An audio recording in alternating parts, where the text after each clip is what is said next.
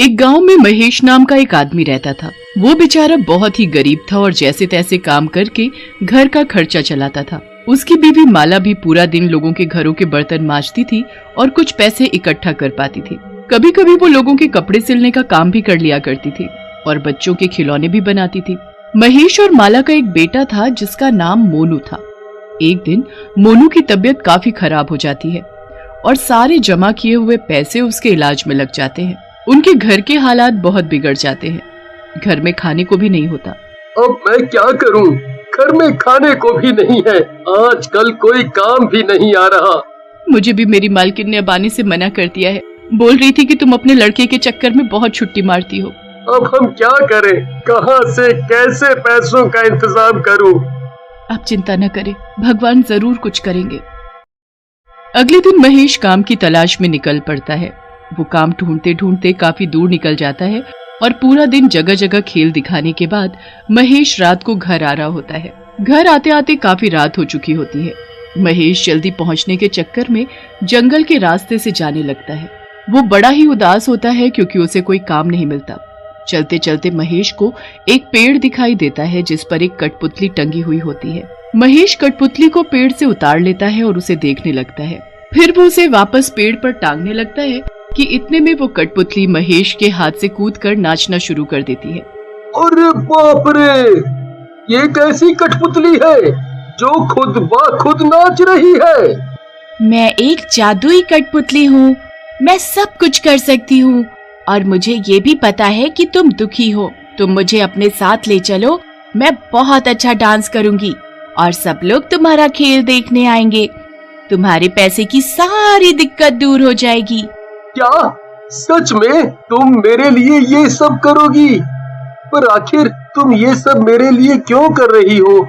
तुम वो सब छोड़ो, तुम अभी बस अपना देखो और हाँ, मेरे बारे में किसी को कुछ मत बताना वरना मेरा जादू खत्म हो जाएगा। कठपुतली की बातों में आकर महेश उसे अपने साथ घर ले आता है। अरे ये कठपुतली कहाँ से ले आए? पहले घर में मेरी बनाई हुई गुड़िया कम है क्या? मुझे रास्ते में पड़ी हुई मिली थी तो मैं ले आया। अब मैं कल से कठपुतली का खेल दिखाऊंगा। पर आपको खेल दिखाना आता ही कहाँ है? महेश माला को भी उस जादुई कठपुतली का सच नहीं बताता और अगले दिन महेश अपनी कठपुतली लेकर बच्चों को खेल दिखाने के लिए निकल पड़ता है। आओ आओ जल्दी आओ जल्दी आओ, देखो आज मैं नई कठपुतली लेकर आया हूँ। इसका डांस देखकर तुम सब भूल जाओगे। आओ आओ जल्दी आओ, आओ चले आओ। महेश अपने थैले से उस जादुई कठपुतली को निकालता है और खेल दिखाना शुरू कर देता है। कठपुतली ऐसा डांस करना शुरू करती है कि सब देखते रह जाते हैं।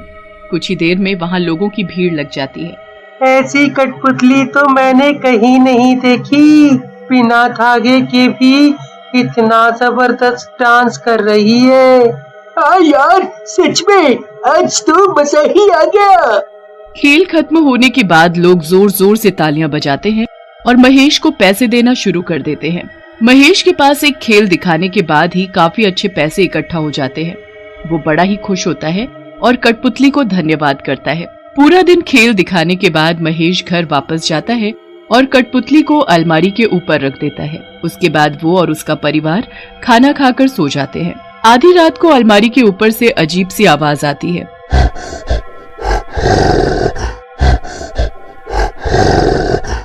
वो आवाज कठपुतली की होती है।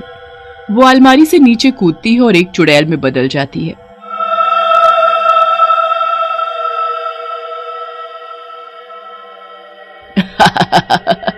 आखिर आज मैं आजाद हो ही गई। कितने दिनों से भूखी थी मैं।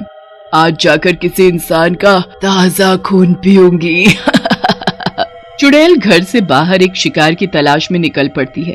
पूरा गांव सो रहा होता है और तभी कठपुतली चुड़ैल की नजर सामने से आते हुए एक शराबी पर पड़ती है। झूम बराबर झूम बराबर झूम बराबर झूम बराबर, क्या बात है। आज तो सारा गांव झूमता हुआ दिख रहा है। पर ये औरत कौन है जो सामने से चली आ रही है? चलो अच्छा है, अब किसी से बैठकर बात नहीं करूंगा।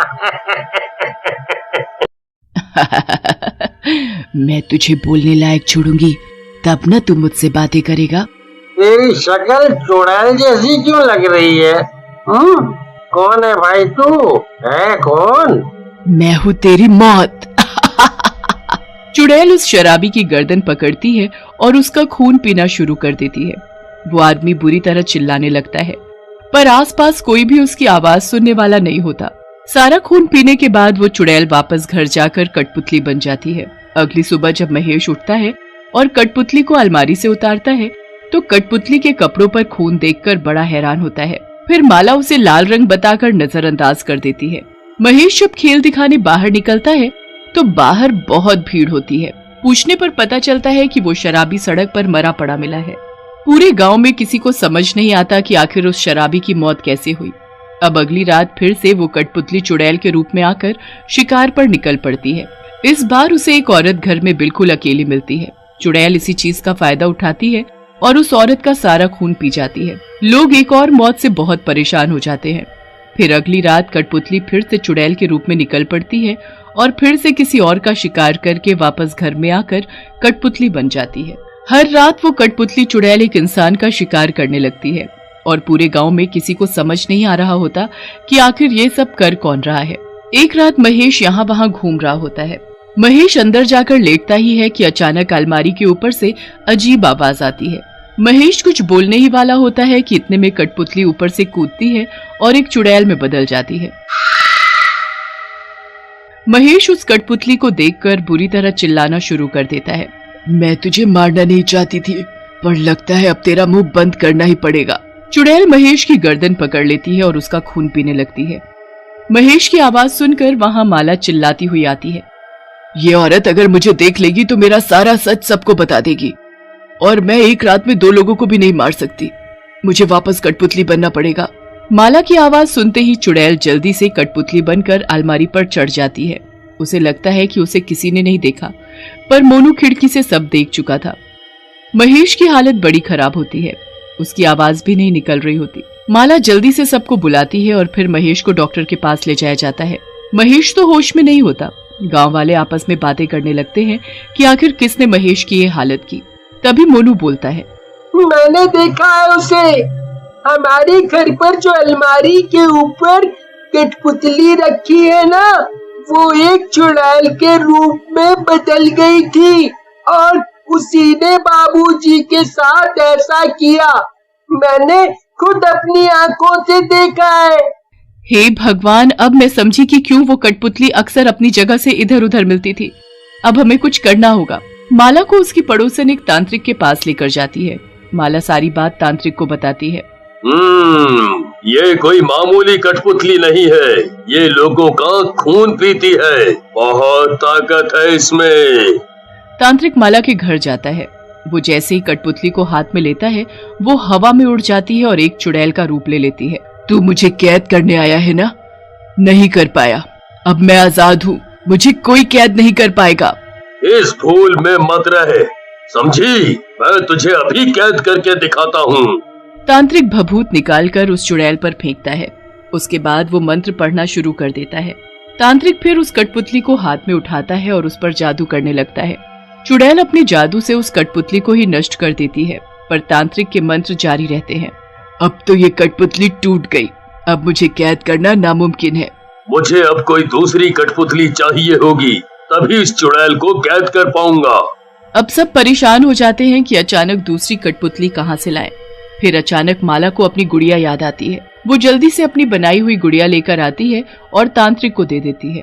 तांत्रिक अपने मंत्र पढ़ना जारी रखता है और फिर अचानक चुड़ैल को झटका लगता है और वो एकदम से गुड़िया के अंदर समा जाती है।